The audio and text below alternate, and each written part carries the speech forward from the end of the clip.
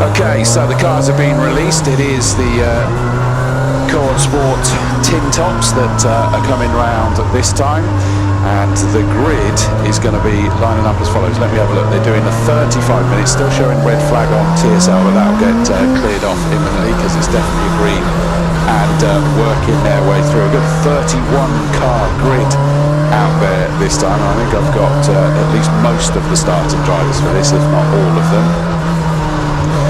So, the grid for this 35-minute pit stop race, and obviously they've got to be in there for a period of time. It will be, on the front row is going to be 86 Nigel Ainge starting that car, and AAA Andrew Windmill on the second row.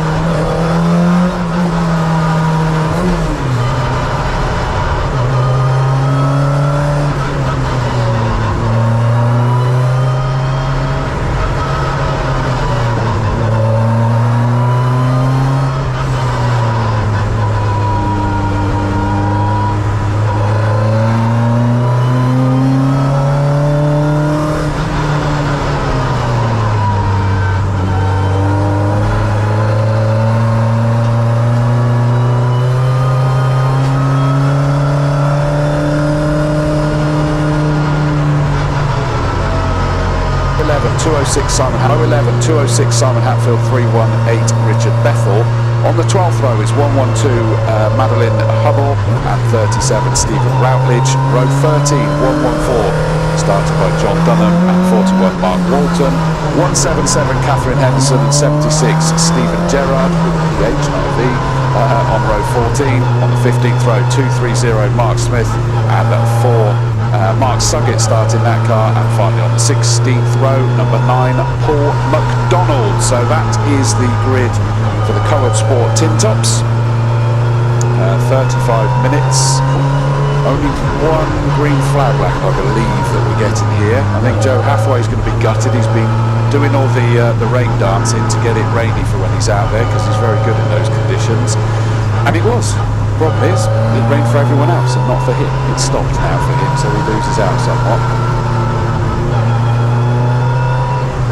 But down they come towards us, and it is the turquoise and white number 86 that has the nod at the front of the field, the control of the field.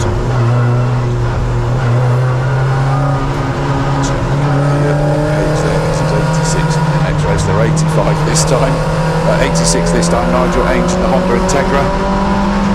Up to the lights they come, the red lights go out, and the field power down towards Redgate. Very squirrely there for Nigel Ainge in the 86 car, and he could not get the power down, which means he's going to be swallowed up. The AAA Andrew Windmill definitely through, and I think that's Alfie Jones 36 has gone through as well. Yeah, it's really tight in the middle there, isn't it? There's no room, there's 3 abreast. But I think most of the wing mirrors have, in fact all the wing mirrors appear to have survived, like that one in the previous race.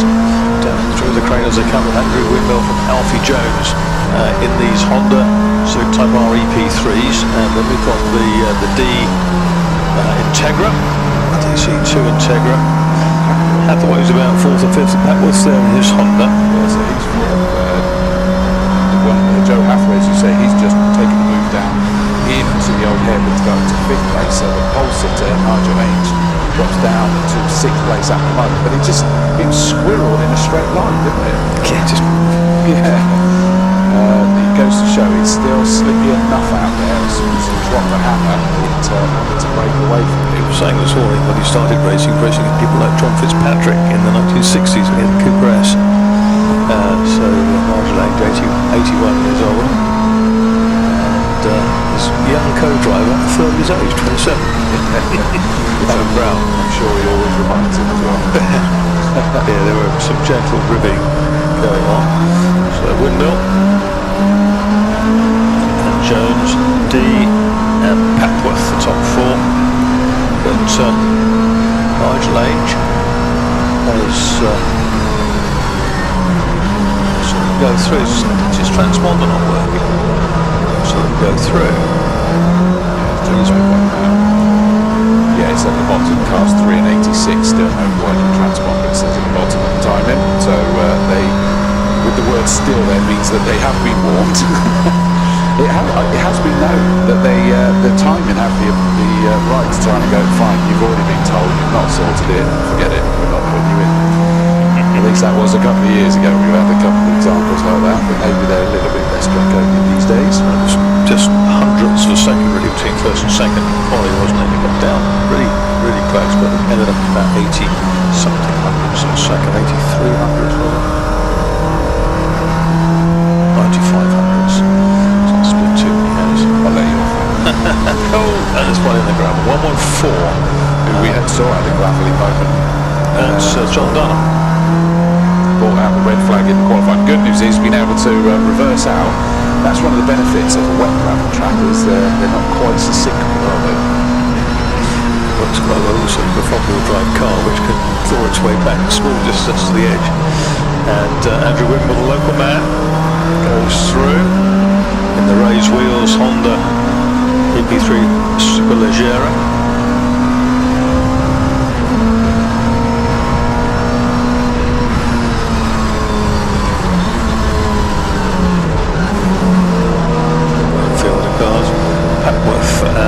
Is fourth, fifth is Joe Hathaway, sixth is the Angel Brown Honda, seventh is J.Fisher, is Ford Fiesta, then Steve McDermott in his MG ZR, Blair Roebuck in his Honda Civic is in ninth, and David Bellamy is next up in 10th.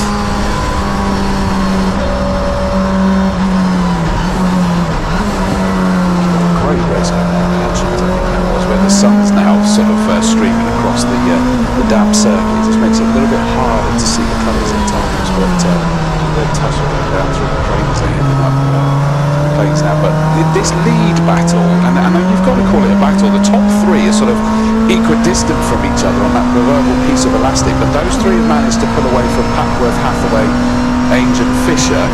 Those guys seem to be fairly Well, they Hathaway down the inside, wasn't it? The background. Yeah, and he's done it. So Joe Hathaway throws it up the inside into Roberts. The blue 199 Renault Clio moves ahead of Papworth up into fourth place, leading his class as it stands at the moment as well.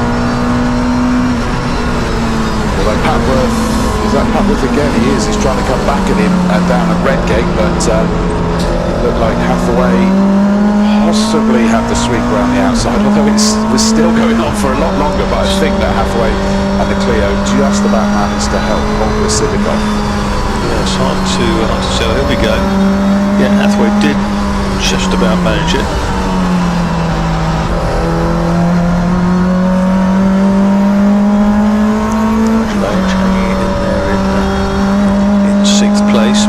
Fisher, Roebuck, McDermott, Bellamy, Jarman, Hancock, Ben Uran's nephews of Jeff Uran, the 60s racer. We didn't see it happen, but the D's are up into second, so the black 42 Integra is up into second place, and yet ironically last time round Jones in the number 36 car had got fastest lap of the race, but you can see that Dayglow orange car has dropped back into third this time, so presumably I would assume it was. Oh, we've just had a spinner I've just spotted up at McLean's. I think he's just about kept out of the gravel and he's still going, so that is okay.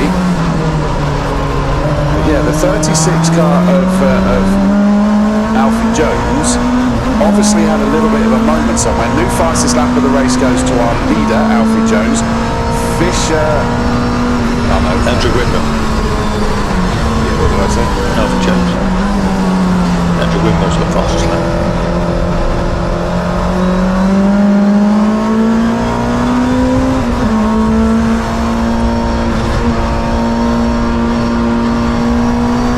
Keep getting that 86 drop down through the order, don't we? And that's throws concentration. We've gone missing as they tumble down, and then thankfully it comes back up again.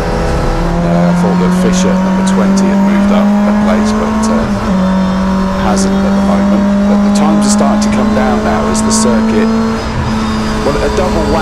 the circuit is drying out, but equally we've seen it in every session so far, Marcus, where as they get used to those conditions and know what they can do where. Yeah, there are some changes of colour on the surface to indicate there's a little bit of better conditions. I wouldn't say it's dry by any stretch of the imagination. You can see what they can do in good conditions. In 16s in quali, the top two, and currently, where are they? They are chunk away from that. Screen is so difficult to read at the moment. Best lap is a 25, so it's they're about 9 seconds away from where they were in the dry. Wimble leads 5 laps. John D going after him. There's Alfie Jones ducking inside the Renault that spun earlier on the John Donnington car, and Alfie Jones still in third place. Ahead of Joe Hathaway in the best of the Renaults, Steve Papworth in the dark blue Honda, and Nigel Age still holding off Fisher and Roebuck, who got ahead of McDermott a couple of laps ago. Dermot in the MG-ZR. It's good to see that Roebuck, after going off into the gravel, is not only out there and fine, but he's absolutely flying. He's all over the back of Julian Fisher's white Fiesta as they just move out of our view. In fact, they're challenging. Julian Fisher's had a little nibble there at Nigel Ames as they went up around McLean's. Nigel Age will come in pretty pronto when the window opens, because he's got to get Adam Brown out there, who set that pole time as quickly as possible, because Adam Brown and Andrew Windmill, who leads the race, was so closely matched in quali that he just needs all the help he can get. The fastest lap of the race went to the second place car, the D's. Actually, so I said Julian Fisher was challenging Ames. As they come across the line, it's gone that Roebuck's managed to get past the white Fiesta. So great battle between those three going on. As it stands, Nigel Ames is just sort of looking in the rearview mirror and watching those two fight amongst themselves at the moment. Down, who was that making a move down through the Kramer curves? I think was that back market. This is difficult, isn't it, with the sun screaming down? It is. They're not complaining, Mike. We'd rather it was the sun. Definitely would. And that's Ames just been overtaken. And who got him? That was Roebuck. Oh, and spun on the exit, 37. So there would have been yellows there, one suspects. Thankfully, everybody was able to avoid. There's somebody else going steady heading up towards the running country. That might just be a back marker. Yeah, I think it's just a back marker trying to stay out of harm's way.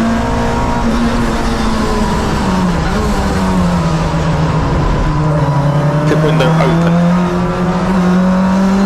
Yeah, so the race might have been shortened, but we were leaving a bit. Oh, no, the windmill and D, and there's contact, and into the pit wall goes the 888 windmill car. Him and D were trying to get past a pair of back markers with a little bit impatiently, I would suggest, and it was always going to go wrong, that one, and that was a hit into the wall front on.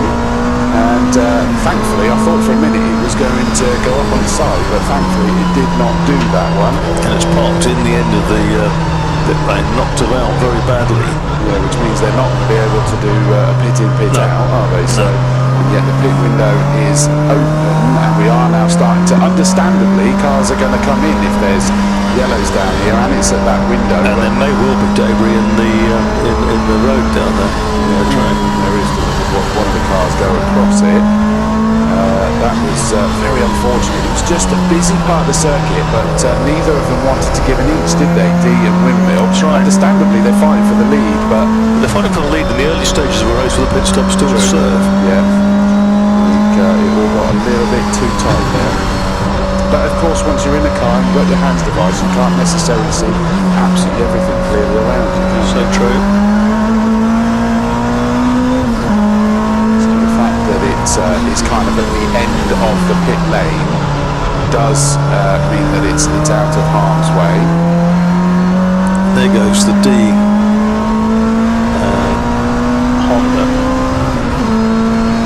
Sure was having a very close look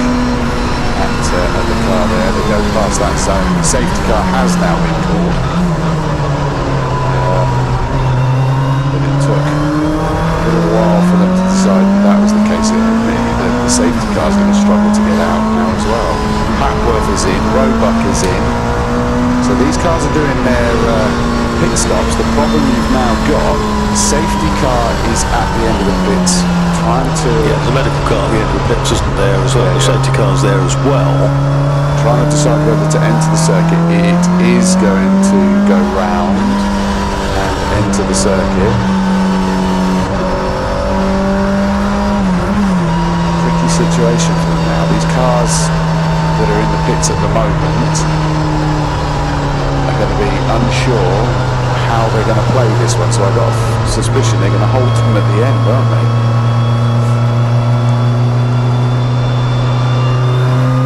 I wouldn't be surprised to see this as a red flag, to be honest with you. It's a bit tricky. Background, you can see Nigel Lane's hanging over to Brown. Realise I've got that to look forward to on my drive home as well, so he says I shouldn't leave in time for that one.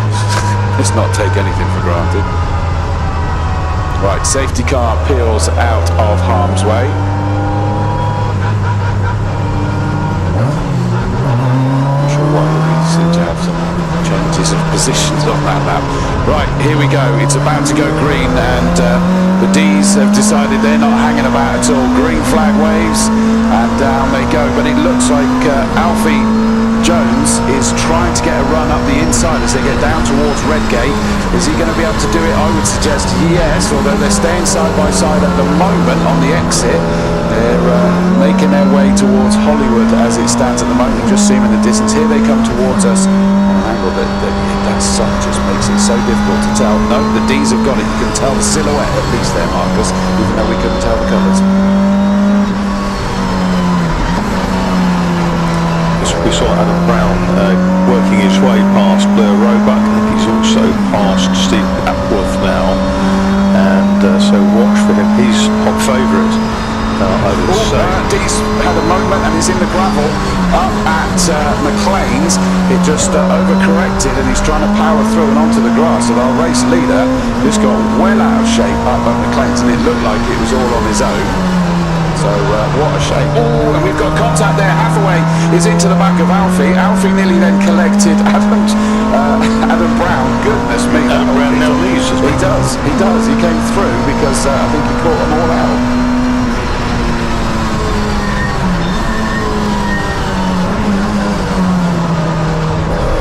That was, I was just trying to make sense of everything that happened there. It is indeed Adam Brown.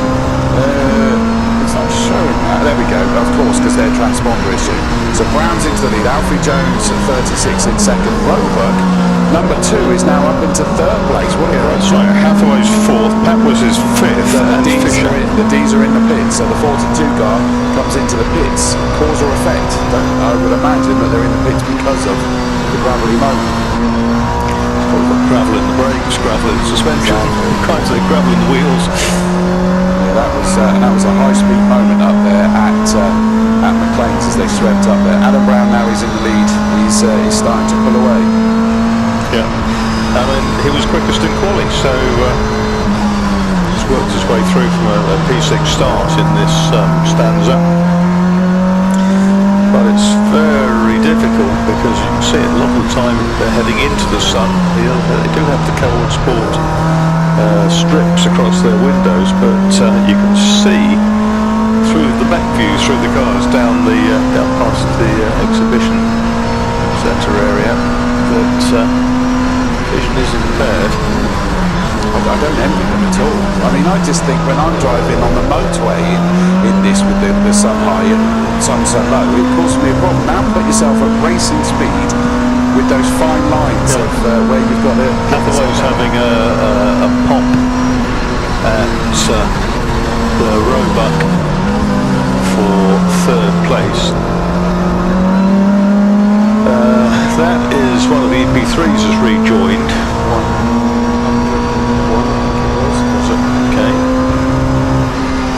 That would make sense. Stephen Johnson appears. So I think they've made their way back out onto the circuit. So just under 6.5 minutes left to go. Back into the pits comes the 114 car. Was that a challenge that was coming on? Was that Hathaway? Just saw it. Hathaway was having a go at Blair Roebuck going down into Redgate. He wasn't close enough. Well, he was suddenly he was going side by side, or someone was about to go side by side with him, but just disappeared out of our view at the point that the challenge, I think, was coming. Just under 6 minutes to go. So it's probably 4 laps. Here is Adam Brown. It's his best lap. Roebuck is still in third. Hathaway 199 still in fourth place. Blackworth is starting to close in on them a little bit. 119.209. So working on the limited sliver of tarmac, they are about 3 seconds off the practice pace, qualifying pace.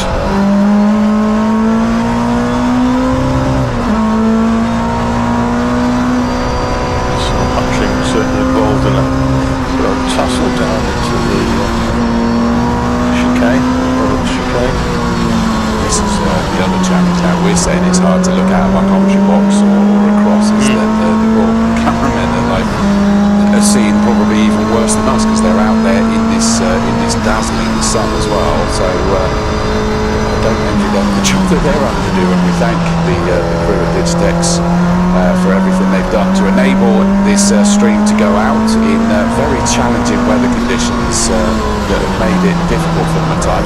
Into the pits has come the 57 car now as well. That says try desperate to find it. There it is, the Clive Black and Andy Jones Peugeot. Leader Adam Brown through again, and that is 6 laps down. Adam Brown, and up into Alfie third. Jones, Hathaway's third. Yeah, he's gone up into third place, the 199 Clio. So he was doing a rain dance earlier, but he's doing all right without it even being rainy out there. Papworth is now on the back of Roebuck as well. So the two different generations and shapes of Honda Civics. Yeah, you don't see too many of the sort of the rather later shape car, did that? That car coming out with Eric.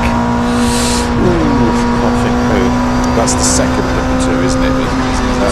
That's like the one that runs at Castle Cooper, isn't it? Yeah, cherry and white car. Yeah, it's obviously living in Swindon. We've recently lost the Honda factory, which was a nightmare for the local area. We now have drone factories everywhere instead.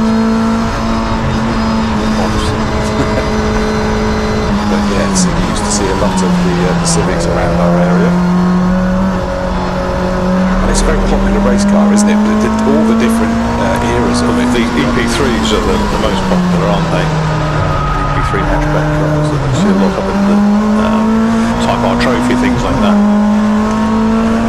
Probably the most raceable. Adam Brown through again. Fives Garage. Well, there's an ex-racer. Mates with the Hammersley family going back decades. Now 9 seconds back to Alfie Jones. Joe Hathaway third.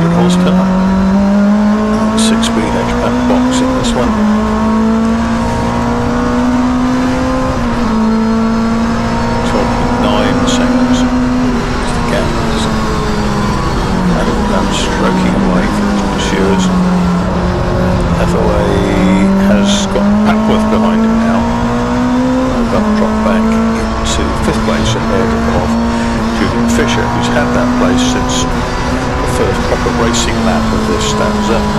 We're into the final minute. Oh, and there's something very sideways. That was, I think that was Blair Roebuck got sideways at the old hairpin on the last lap.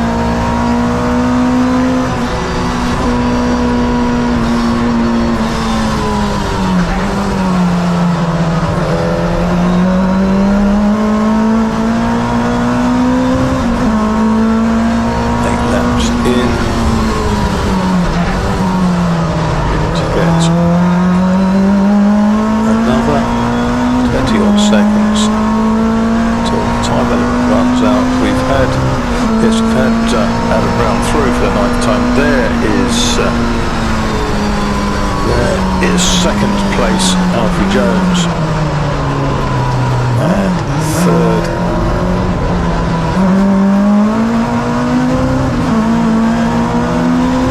is still Hathaway, fourth is Papworth. Gaggle of cars coming down here. That's Steve McDermott attacking Julian Fisher, and McDermott goes ahead, going into Redgate corner.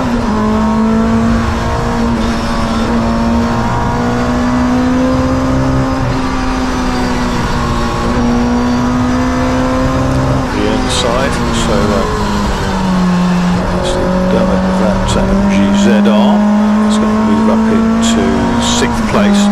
Here though comes Adam Brown in the Hillwood Auto Integra DC5, owned and started by 81-year-old Nigel Ainge, and he brings it home past the checkered flag. Started the race on pole, a very strange race in many ways, but converted that pole position. Ainge hung in there again at the stage of the race. He was finished ahead of Alfie Jones. 3rd place is Hathaway, Joe Hathaway, the Clio. 4th on the 5th is Blair Roebuck in his Honda, and in 6th place, courtesy of that pass into Redgate, Steve McDermott in the MGZR, who's come out of Triad Racing Cars, come home ahead of Julian Fisher in his Ford Fiesta ST150. Many more cars just working their way through. Busy old Gaggles, good into mark stuff. That's the 42 Honda which led initially. So that incident stopped the race. So then spun while leading on the restart.